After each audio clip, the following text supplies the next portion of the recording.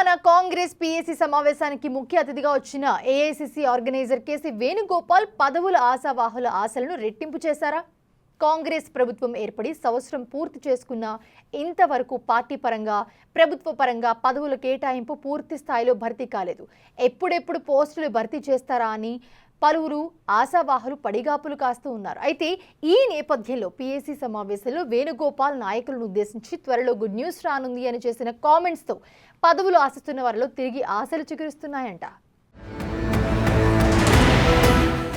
గాంధీ భవన్లో AICC Telangana incharge Deepa Das Munshi అధ్యక్షతన జరిగిన పీఏసీ సమావేశంలో పార్టీకి క్యాడర్కి బలం చేకూర్చేలా అన్ని అంశాలను చర్చించి సభ్యులు పలు నిర్ణయాలు తీసుకున్నారు. సమావేశానికి ముఖ్య అతిథిగా హాజరైన ఏఐసీసీ ఆర్గనైజేషన్ కేసీ వేణుగోపాల్ నాయకులను కార్యకర్తలను ఉద్దేశించి చేసిన కామెంట్స్ పార్టీకి మరింత బూస్టప్ ఇచ్చేలా ఉన్నాయని పార్టీ వర్గాలు భావిస్తున్నాయి. పార్టీ కోసం ఇన్నాళ్లు కష్టపడి పనిచేసిన నాయకులు పదవుల భర్తీ కోసం ఎప్పుడెప్పుడా అని ఎదురు చూస్తున్నారు. ఆ ఎదురు చూపులకు ఎండ్ కార్డ్ పడే సమయం సమీపించిందని కేసీ వేణుగోపాల్ పీఏసీ మీటింగ్లో చేసిన కామెంట్స్ ఆశావహుల ఆశలను రెట్టింపు చేశాయట. పార్టీకి కార్యకర్తలు వెన్నెముక లాంటి వారని, ఏ స్థాయి వారికి ఆ స్థాయిలో పదవులతో సముచిత న్యాయం చేయాలని, త్వరలో పోస్టుల భర్తీ ప్రక్రియ మొదలు కానుందని వేణుగోపాల్ స్పష్టం చేశారట.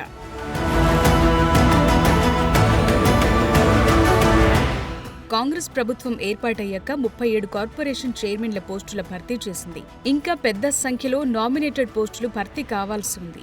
అలాగే పీసీసీ అధ్యక్షుడిగా మహేష్ కుమార్ గౌడ్ బాధ్యతలు స్వీకరించి నెలలు గడుస్తున్నా పీసీసీకి పూర్తిస్థాయి కార్యవర్గం ఏర్పాటు కాలేదు.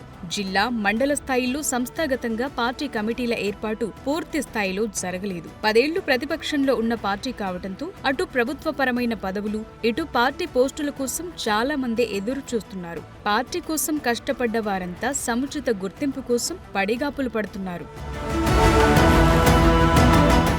పీఏసీ సమావేశంలో కేసీ వేణుగోపాల్ త్వరలో పోస్టులను భర్తీ చేయండని చెప్పడంతో ఆశావహులంతా ఎవరికి ఏ పదవి దక్కుతుందో అని క్యూరియాసిటీతో చర్చించుకుంటున్నారు. ఇక నూతన పీఏసీకి పేర్లు ప్రతిపాదించమని ఆయన స్పష్టం చేయడంతో సీనియర్ సభ్యుల పేర్లను సైతం ఫైనల్ చేసి ఢిల్లీ పెద్దలకు పంపనున్నారు. అలాగే యాదగిరిగుట్ట దేవస్థానం పాలక మండలి, కార్పొరేషన్ డైరెక్టర్లు, జిల్లా డీసీసీలు, ఇందిరమ్మ కమిటీల కోసం కసరత్తు మొదలుపెట్టనున్నారు.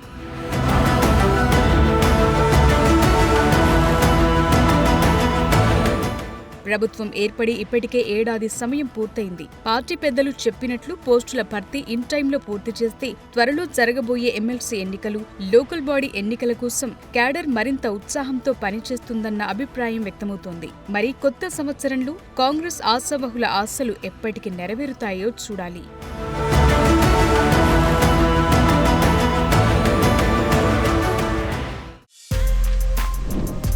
For more videos like this, subscribe Big TV channel.